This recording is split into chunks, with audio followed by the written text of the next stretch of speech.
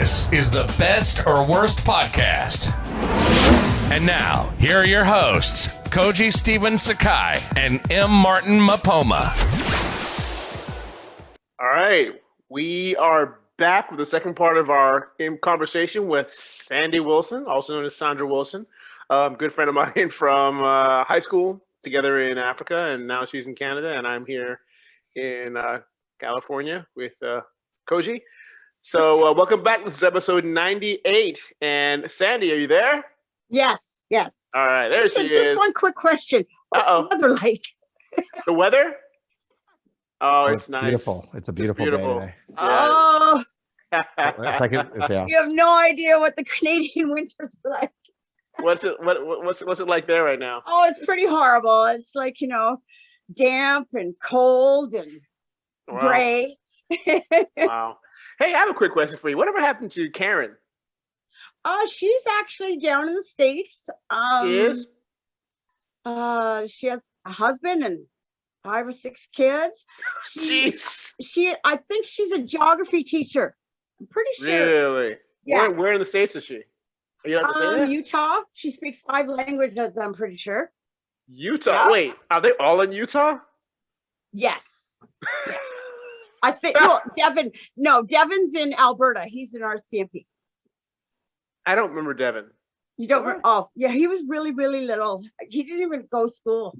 Oh, no, I wouldn't remember. I remember Loretta, you, Tracy, Karen. That was it, right? Yeah. That's the oldest of us. Wow. Cool. All right. So, Koji, we've heard Sandy talk about, some interesting, just some powerful stuff. We could have talked all day about that. And I hope you felt, good opening up.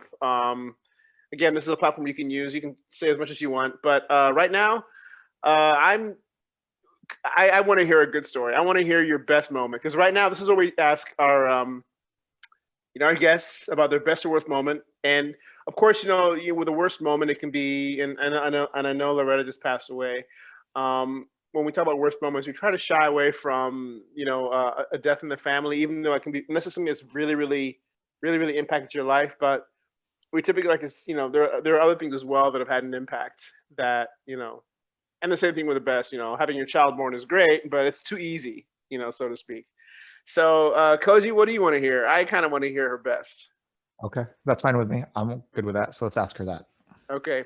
So, well, Sandra, best or worst moment of your life? Best would be that, although the adoption, and losing that part was, hard. The adoption was, it was also a good thing. I'm not sure if you're familiar with conditions on the reservation and, like some of the problems with alcoholism and, the poverty and everything. I've seen that here. I was fortunate that, that I did get out in the world and I had a better life and I was exposed to some great people at school and a good education. And of course, you, Martin, like, come on. That's a great thing in my life, and Coach is rolling his eyes. Many of these friendships from Lusaka are still ongoing today. Yeah. And, I look back at that part of my life as one of my best moments.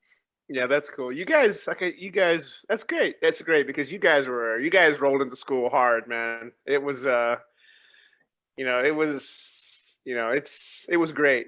It was, with you, Loretta and Tracy and, I remember Karen, because Karen was in class with Chando. Yes. Yes. It's funny because I think at one point or another, I think literally, in my class, every kid in that school had a crush on the Wilson sisters at one point or another. Every single kid. I mean, we've often joked about that.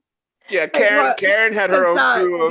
Even younger, there was two other Wilson girls that were in grade school. So it's quite a shock and surprise for, when 5 Wilson sisters show up in one school.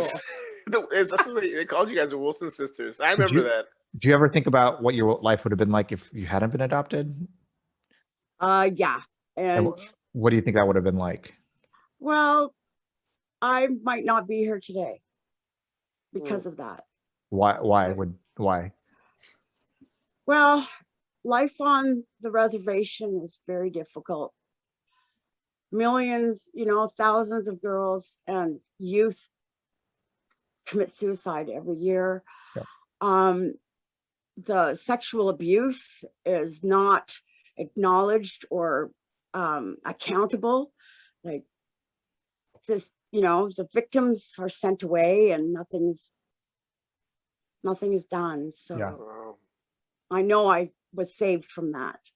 Yeah, that's similar to the reservations here in the United States as well. There's Yes. a lot of poverty and there's a lot of corruption. Alcohol and drug use is just rampant. Well, but I also think it's just, I don't know if you ever read Sherman Alexie. Sherman Alexie is one of my favorite writers.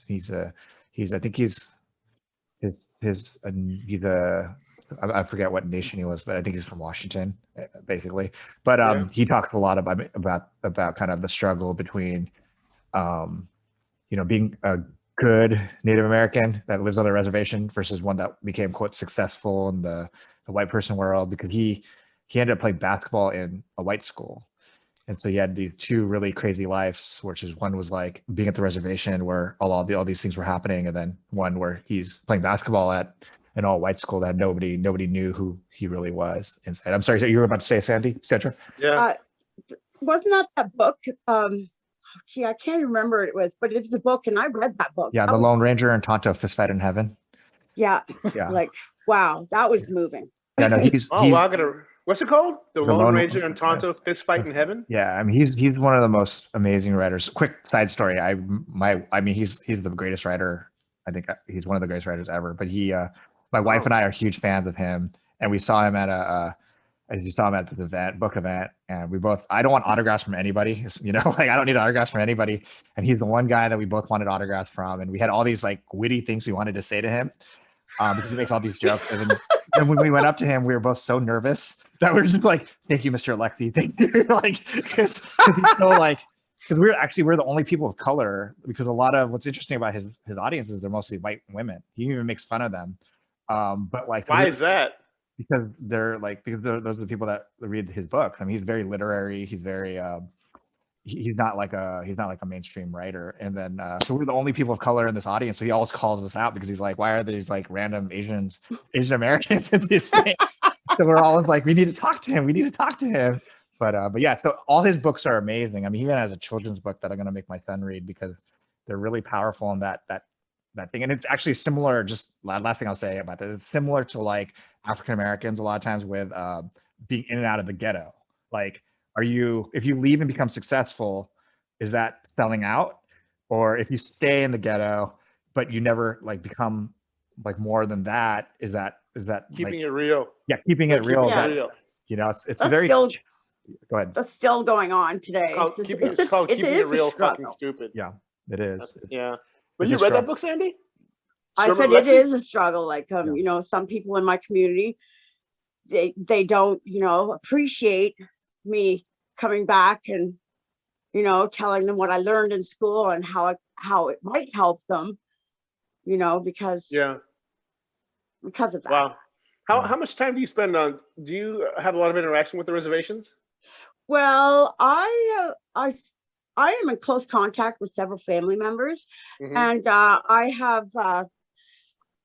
I do post things in the community group. You do? Yes. Okay. It's hard not to comment on some of the when you see some of the bad things that actually happen on the reservation. Yeah. Wow. Yeah, that's amazing. When you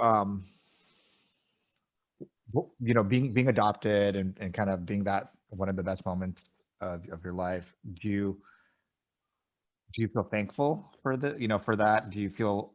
What is your emotion when you think back to those moments? Because I imagine some of the adoptions probably didn't go as well. I'm sure some of the families people went to weren't great. Right?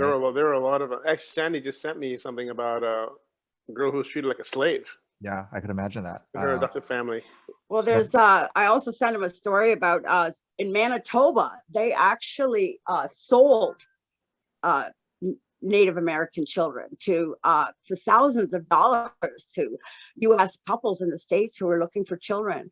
One girl was sold for $30,000, and her brothers were thrown in for free. Wow. Now, was this just for adoption or to be used as child labor? This was their adoption. They probably a lot of them were, done for child labor, but they termed it as adoption. But they adopted a slave. Yeah, I just can't imagine someone paying $30,000 to turn that child into a slave. That seems like, you know what I mean. I just feel like if you adopt a child for $30,000, you really want that child. I mean, that to me, that's sort of, and I could be wrong, but it seems like that would almost scream of really loving that child. I mean, that's unless these people are that wealthy, but 30,000, or it's an investment in. Like, so you don't have to pay that person ever again. Yeah, it turned out to be more of a resentment, I paid $30,000 for you, and apparently this poor girl didn't live up to the expectations of what that couple is that what happened? Yeah. Oh, wow. I sent you the link for it. You CBC did an interview in 2016 with her. And yes, a poor girl felt worthless for her whole entire life because she didn't live up to the 30,000 ideal, price tag for a living slave. No, I see that here. This is wow.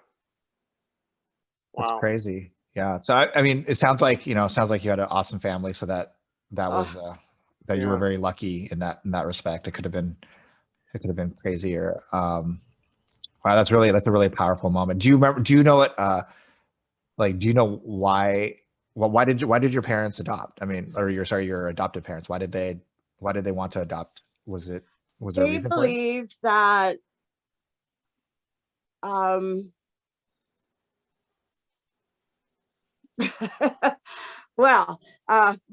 they believed that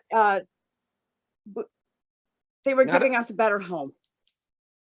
Like they were under the impression that they were, we were given a better home.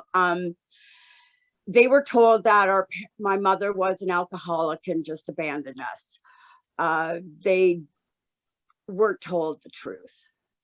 So, did you feel different with them? I mean, do you feel like they treated you any different from their biological children? Which Tracy was one of them, obviously. Children's Aid forbade me from telling them some vital information about my background, and this actually prevented me from bonding with my family. So I couldn't connect. How could they prevent you from telling them? I mean, were you just advised not to say anything? I mean, I can't imagine they have a child under contract. Yes, we were sexually abused, and Children's Aid told us that if we told somebody about that, we wouldn't be adopted. Wow. So, and did your parents find out about this later on? Well, I tried to tell them when I was 16, and unfortunately they didn't believe me because it was not in my file. So. Oh, wow. And because okay. All right. It just, that's crazy. This is kind of, I thought I had, I thought for sure coming on I'd have so many questions, but listening to you talk, it's kind of, you get speechless, it's like you don't know what to. So how do they believe any of what you have to say? I mean, do they understand the hardship you went through? I mean, even though your parents, don't want to believe certain things, do they believe you now about the sexual abuse? Yes, you do. They believe it now. Okay, that's good. That's good. Are you in contact with them at all? Well, we're in contact still. Okay, that's good. Not as often as we don't. Unfortunately, we don't have the relationship like a mother-daughter relationship where I don't reach. I'm not. Yeah. Yeah. Okay, Sandy, thank you so much for coming on. And I know this is difficult, and I thank you. I want to thank you for opening up. This is not an easy topic to talk about. I'm sure it opens up a lot of old wounds and fresh wounds. But I can't begin to tell you how appreciative I am of you giving us this moment, considering, the fact that we have such a history, going back to Zambia, and, I always adored you. I thought you guys were great. And, Thank you. it's heartbreaking and uplifting at the same time to hear you talk about all of these things, because from what I can gather, you've really come out as a strong person. And this is not an easy undertaking to take on. And, a lesser person might have buckled under the pressure, but you seem to have hunkered down, and you're really dealing with this. And I want to commend you on that. I really do. I think it's an amazing story, and I'm sure we're going to hear a lot more about it. And I definitely want you to keep me in the loop about it.